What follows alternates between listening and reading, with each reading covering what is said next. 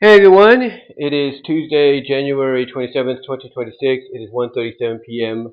Pacific time. It is mostly sunny outside with a little bit of a haze still, tiny bit if you will, because it was very foggy today. And it's finally, the last bit of it is burning off. It's about 52 degrees outside, like I said, under mostly sunny skies. And before we get started here, as usual, I'd like to ask you to do me a small favor, and that's like the video, ring the bell for notifications, subscribe to the channel, and share the video. Also, ladies and gentlemen, if you can, please click on the link in the description, if you will, find my where you can find my content elsewhere outside of YouTube, in some of your favorite platforms. Like, if you're into podcasts, audio, video podcasts, you can find me at all those different affiliations like iTunes, iHeartRadio, Pandora, Spotify, Audible, Amazon Music, Radio Public, and to an extent SiriusXM, and maybe thanks to the partnership with Spotify in the near future, Netflix. Also, ladies and gentlemen, you can find me at other video outlets like Rumble, Dailymotion, Odyssey, and VENMO. I'm also on creative outlets like DeviantArt at BVW1979, InkBunny.net at BWRoses, and for Affinity at BW1979. I'm also on Patreon. I will get that up and running again. It'll be just like when I started last year, or late last year, where it'll be essentially you watching content 24 to 48 hours before it appears on YouTube. Also, ladies and gentlemen, you can find me at other social media outlets like TikTok, Twitter, aka X.com, and Blue Sky, all under BW Roses. Also, I have a couple of online stores, the Fourth Wall store and the Teespring store. The links are in the description. Fourth Wall is in the middle of the description. Teespring is near the bottom. Also, I will have affiliated stores listed as well, so you can check out some items there that might interest you, and it helps me out via commission. I also have a Venmo and a Cash App. You want to do that directly, so I get it right away. It helps me out tremendously. Very much appreciated if you can do that, whatever you can.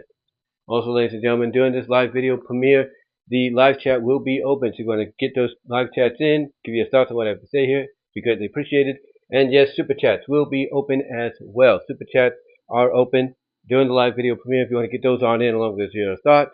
Again, very much appreciated if you can do that. And also, if you want to still donate, but you don't get here in time for the live video premiere, you can still do so afterwards with the super thanks, which is a little heart and the dollar sign in the middle.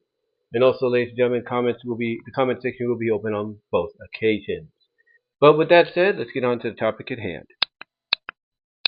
All right, almost had an accident there for a second. Well, let's go without that ad. But recently, fellow YouTuber and Sonic fan HQ Squids, I think that was H Squids review. He did a discussion on the new ominous, easy for me to say, omnibus, if you will, omnibus, we'll put it that way, that Kim Penders put out for Knuckles, the Knuckles Omnibus. And basically, one of the biggest questions that gets raised, I should say, by a lot of people when it comes to this is how is Ken able to do this? Because Knuckles, he's not his character. He's Sega's character. Same with Sonic, same with Sally, and all of them. So the question is, how is he able to do that? Well, in a very legally and it's kind of weird, but very legally kind of way, the reason he's able to do this is it's based legally, and this is where it kind of gets a little confusing and a little iffy, but legally, he can do this because it's only the stories he's publishing or republishing. That's what he's doing. It's the artwork he made. It's the stories he wrote. That's why he's able to do it. And I know you hear that and you're like, well, wait a minute. I thought everything according to Sega belonged to Sega. That's true. That's true. Legally, everything created license-wise belongs to Sega. However, here's the thing. Archie Comics, when this whole legal situation with Ken Penders went down, Ken Penders signed a document that is legitimate. People have seen it. People have talked about it. It's just that, and even Penders, I think, has even acknowledged it as well. And those that used to be in the higher up position at Sega acknowledged it as well. Penders signed a document that basically was an agreement that said anything he wrote, storyline wise, or for a story, for an issue, anything he wrote or created, location, character, whatever the case might be, any of that, that he had made for the Archie Sonic comic, legally became part of Sega. In other words, Sega would gain ownership over that, create over those creations, if you will, story, characters, locations, you name it. But because Archie Sonic didn't know, not Archie, but because of Archie Comics, I should say, didn't know how to handle and take responsibility for filing away properly documents that they might need in the future due to potential legal lawsuits or litigations, Archie Comics basically LOL'd themselves, and they ended up losing, apparently, the document that basically he had signed. The agreement he had signed. Thus, he was able to use that in court to gain possession, ownership of not just the characters he created, like a Julie Sue, a Hershey the Cat, a Lala Sue, you name it, and all the Echidna family race, connected connected and not connected to Knuckles and so on, the dingoes and everything. He was able to retain all that due to the fact that they had lost the document that he had signed. Although, like I said, evidence has been shown in a way that he did sign it. And it's not just something he has signed in the past, but other people like Ian Flynn, like Scott Shaw, Mike Gallagher, you name it. They have all signed contracts or agreements legally that state that whatever they create or did create in the comic, anything they did create in the comic would essentially revert to Sega. It would become Sega's property, if you will. It wouldn't revert to them, even though they created it. It would revert and go to Sega, if you will. But because they didn't have that document, ironically, it ended up, everything that he created, I should say, ended up back in his possession. Which is why, as crazy as this sounds, he's able to make these omnibuses, of all these stories, along with the characters of Sonic, Knuckles, and now even, yes, you read it, Shadow.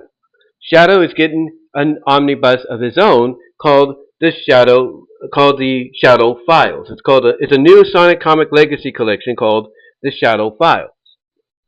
And again, a lot of people will look at this and ask, how is that possible? And like I said, it's due to those various reasons. Now, one would think that this could be the big exception. This could be the big exception, okay? Now, it's one thing to do the Lala Sue Chronicles, the beginning stages and all that. That's one thing, okay? That's one thing, and all that. And then it's another to potentially do the Sonic early days. Basically Scott Shaw's early work on the comic when it first started. I think that's what it's called. As well as even potentially do the Knuckles Omnibus. Those are a few exceptions, that maybe he could get away with, here and there. But when it comes to Shadow, that might be the big, what if. That might be the big what if and everything. Mainly due to the fact that it's not just him involved in this. No. You see, he has contributed artwork to the comic, there's no doubt. Heck, he contributed artwork to the Satyam Complete series when it was released by Shout Factory. The problem is, though, basically, the people whose work he's utilizing here, one could say maybe, maybe not, he got the okay. We'll have to hopefully find out if he ever gives an answer there. But these are the artists that are going to be involved, are going to be credited in the credits, if you will, for all the issues, full issues and part issues or partial issues that are used in the Shadow Files. So basically, the artists that maybe he got permission, maybe not, we don't know, are Patrick Spanzini, or Spaz, if you will, Ron Lim, Don Best, Dave Manick, Jeff Axer, Art Mahini, Stephen Butler, and Tracy Yardlin. Here's what's interesting. Tracy Yardlin started mostly, or was mostly known to work alongside Ian Flynn. And Stephen Butler didn't come on until later on. So, this is this is going to be an iffy one. Now, he might be able to do it, because he's already putting up pre-orders. But still, this is an iffy one, if you will. But yeah, basically that's what he's doing. And it's going to be 280 pages in hardcover, apparently, a hardbook cover. Because this is what Sonic Stadium reports. is what Sonic Stadium reports. And this is a report done by Dread Knuckles about a day ago. This is what Dread Knucks says in the report for Sonic Stadium, and I quote, Longtime Sonic comic author Ken Penders has announced the release of a new hardcover book chronicling his past work on the Legacy Archie series, with a 280-page tome dedicated entirely to Shadow the Hedgehog. Continuing on. They say the Shadow File is currently available for pre-order on Penders' official website, is set to contain the entirety of Sonic issue 98, story pages for Sonic Universe issue 2 that completes the Sonic Adventure 2 adaptation, stories from Sonic issues 124, 125, 145 through 149, 157 through 159, as well as Sonic issues 166 and 167, which were based on Ken's unpublished scripts that are now seeing print for the first time. The book will also include bonus material and artwork from fellow Archie Sonic comics, including Spaz, Ron Lim, Don Best, Don Manick, Jeff Axer, Aunt Melanie, Stephen Butler, and Tracy Yardley. Okay, but is that original artwork that they're contributing, or is it just like works in progress, if you will? Because it says bonus material and artwork, so we'll see.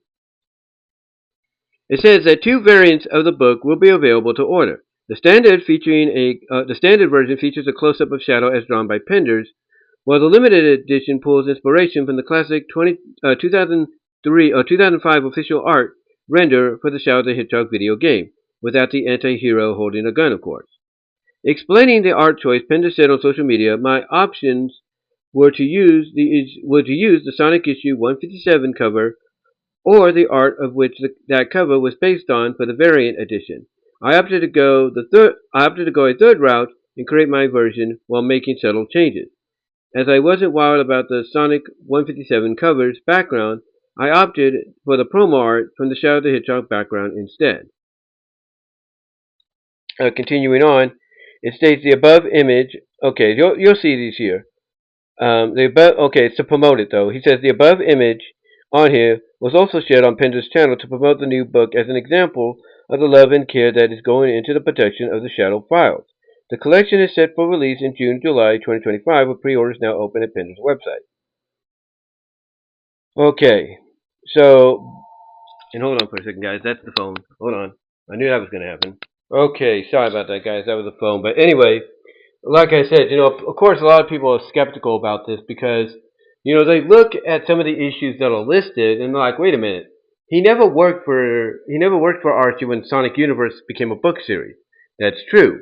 But one of his stories apparently was contributed to it with his permission, and thus it ties into Sonic Adventure 2.5 Alpha and Omega, if you will. But anyway, what I'm trying to say is, people are going to be, like I said, they're going to be skeptical about it because of the fact that, again, how can he do this? And like I said, the trickery of, from the legality, if you will, is it's the stories he mostly contributed onto that he wrote. That's the whole situation. That's the whole situation, if you will. And again, I understand. I understand that many people feel like, look, it's one thing to do the Sonic Early Days book and the Knuckles Omnibus and the Lawless Sue stuff. It's one thing to be able to do that, but it's another to go in a direction to where technically you're including issues that you didn't really work on and everything, as well as maybe artists that you didn't probably get the permission, the okay of. This is why basically I think he's holding pre-orders now. This is my opinion, trying to give him the benefit of the doubt. I think this is why he's holding pre-orders now with a release date, a tentative, in my opinion, a tentative release date of June and July. Because he knows that basically, and this is my opinion, he knows he might get in trouble. He might be told not to sell it, and everything. That basically he doesn't have the right, even to his own website, to sell these stories. And that's why I think he does it directly to his website, and not just goes out and, mails out copies to distributors all over the place, comic shops and bookshops all over the place, which I'm sure he's done, but mainly why he's doing it mostly through certain, I guess you could say, associates, retailers, including his own website, because he knows if he goes bigger and broader, he can get in trouble, in a big, big way. And this might be one of those possibilities to where, he's doing pre-orders now here at the beginning of the year, at the end of the first year, the first month of the year. He's doing the pre-orders now with like I said, in my opinion, tentative release date of June and July, the summer of this year, because he knows he might be going through some legality and he might have to remove certain stories and everything, certain issues and all that from the hardcover book and all that, due to the fact that, like I said, he doesn't have the legal rights to do it. So it's going to be interesting. It really is. I mean, yes, yes, up until about 160, he was the head writer. Then Ian Flynn came on board. And again, what makes this very intriguing, and all that, folks, is the fact that, again, let's take a look at the issues that are being included. The issues are Sonic issue 98. He was there, so I think he wrote that one. And then story pages from Sonic Universe issue 2 that completes the Sonic Adventure 2 adaptations. Now, you look at that and you're like, well, wait a minute. He's saying pages, story pages from Sonic Universe issue 2 that completes the Sonic Adventure 2 adapted. What does that mean? It means basically either he got the okay from Ian Flynn and the people that worked on those pages to basically add them into his book, which, again, take that with a grain of salt, if you will. Or he's just doing it because he pretty much has this, in his mind that nobody really cares anymore. Nobody gives a damn, excuse my language, God. Nobody gives a damn about the Archie books anymore, from a corporate standpoint, because they're all working for Sega or IDW currently, and that pretty much because of that, he probably believes that, hey, nobody's going to say anything.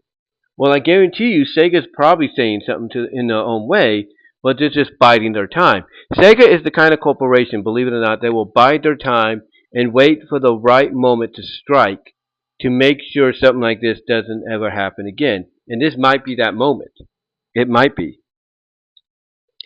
But also included in here are stories from issue 124 and 125, which was the Sonic Adventure 2.5 Omega, Alpha and Omega story.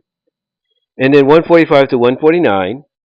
And then 157 through 159, which were his last stories, as well as issues 166 and 167. Now that is during his run.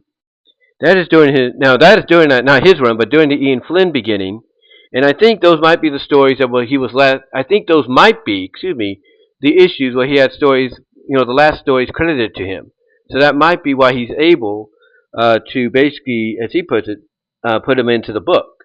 But we'll see.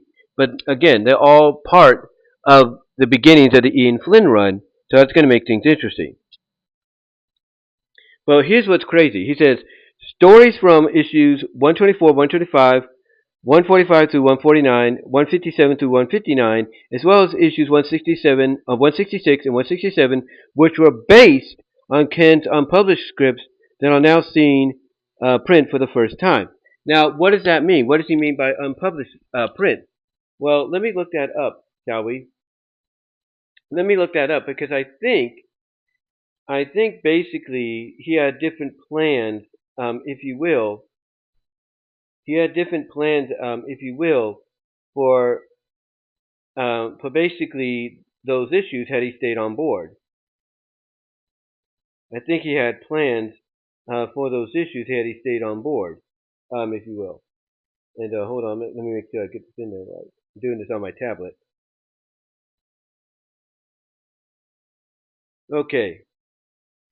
So, let's see here. Alright, I'm trying to look. Okay, so Reddit has it on here. Reddit. And it's under, the Reddit thing is F Ken Penders. But anyway, Ken Penders explains why he can include 167, 166, and 167. It says, Tracy and Ian will be offered royalties when their works are included in the collection. That's what he says. So, what is it though? What is it though, you might say? What could it be basically? So that's what I'm looking up. I'm trying to find out the information here. Basically, basically the future years and all that. So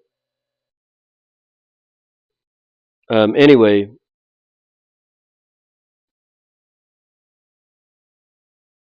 let's see. Well, they're basically based on Mobius 30 years later is what they're based on. Oh, not 30 years later. But they're based basically on a follow up to Mobius 25 years later and everything. Basically because of the alternate timeline and everything. Let's see. Hold on. Hold on. Let me put this in there. Hold on. Okay. Okay, put it in. All right. Okay, I'm just making sure I get all this right.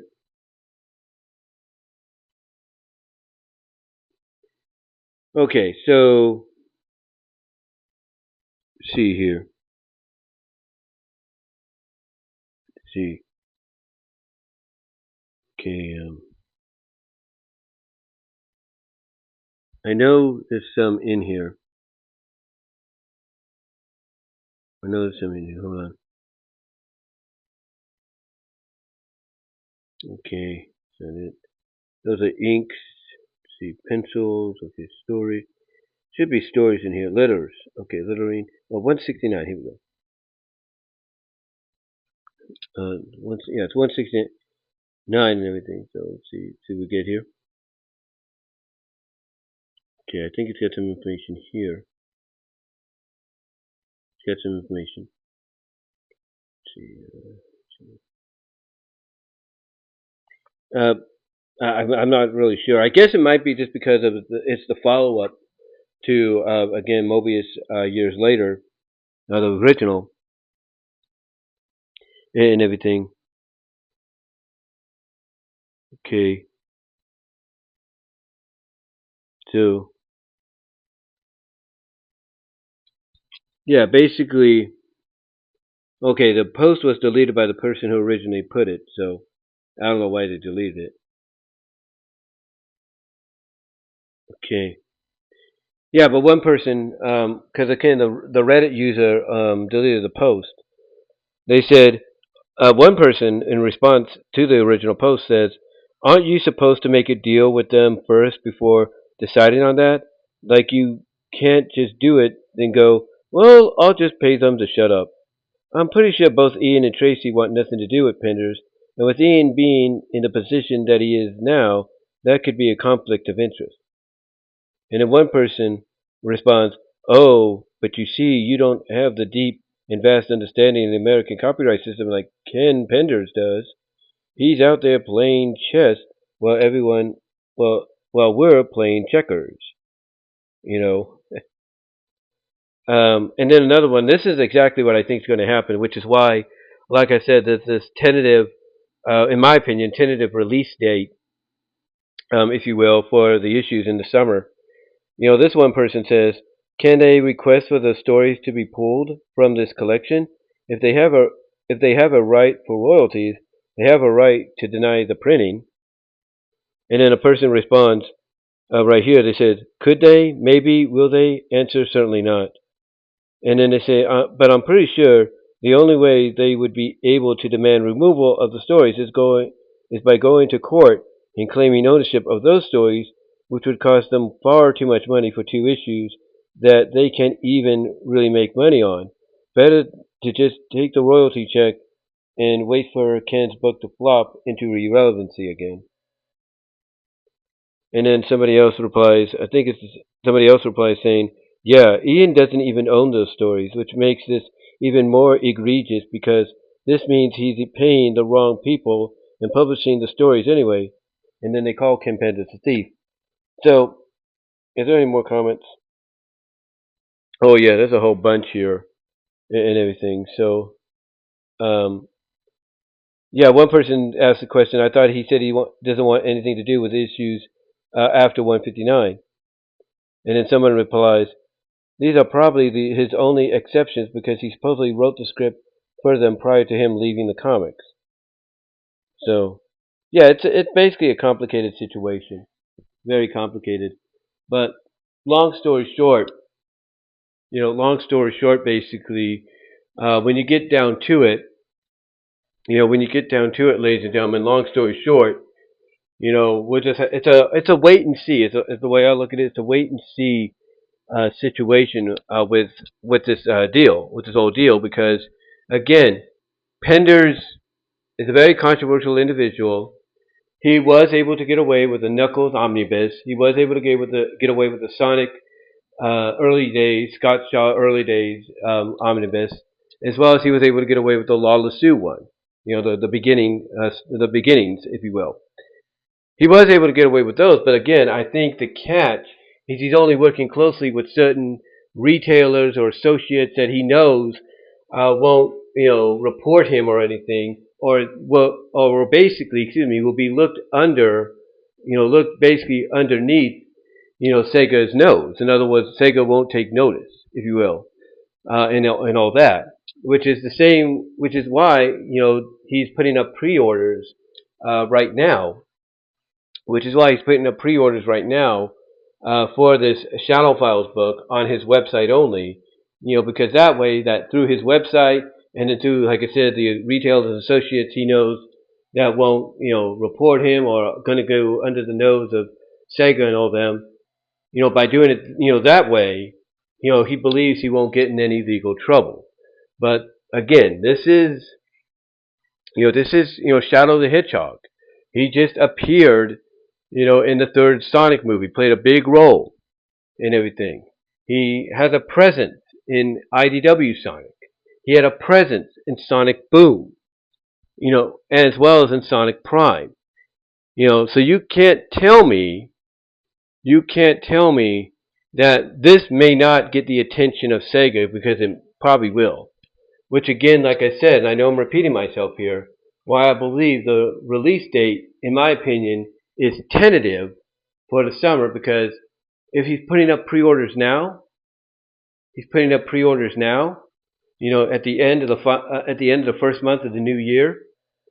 If he's putting up pre-orders now, and it's not set to release for another 4 to 6 months, then that tells me he's probably just holding that right there, the June-July 2006 release, as a tentative placeholder, because he knows a lawsuit might come his way, or a cease and desist may come his way, and he'll have to remove some of those stories, or may have to cancel the book entirely, and maybe have to come out and admit that, yeah, he probably took it a step too far. I mean, we get it. Penders feels like his representation of the Sonic franchise in comic form needs to be seen. It needs to be given attention. We get that. We understand that he still feels that even though Archie Sonic is no more as of right now, because you never know with IDW's future and everything with licensed books, even though Archie Comics is pretty much in the Hall of Fame of the greatest comics of all time, he's always had this belief, even after it's gone, that Mobius years later is canon, or was canon, to the Prime Sonic storyline. In other words, Mobius years later was showing us exactly what happened afterwards, but showing us the aftermath of that situation. So yeah, it's just one of those it's just one of those kind of unpredictable, legal situations that if I'm Penders, or if I'm anybody like Penders, I would basically be walking very carefully on eggshells and thin ice right now, because again, it's one thing to do all the other books, but this could be an entirely different ballgame, an entirely different scenario. But let me know what your guys' thoughts are. If you haven't already in the live chat, let me know what your thoughts are in the comments. What do you think of this? Do you think he'll be able to release it come the summer, or do you think he'll have to cancel or delay because of situations that will be beyond his control, thanks to Sega and anybody else involved, that he's saying he's going to pay royalties to because of them being credited for the work. Let me know, guys, and until next time, comment down below, like the video, ring the bell for notifications, subscribe to the channel, and share the video, as well as click on the links in the description to find my content elsewhere outside of YouTube, and support me outside of YouTube as well. But guys, give me your thought, and until then, I'm out.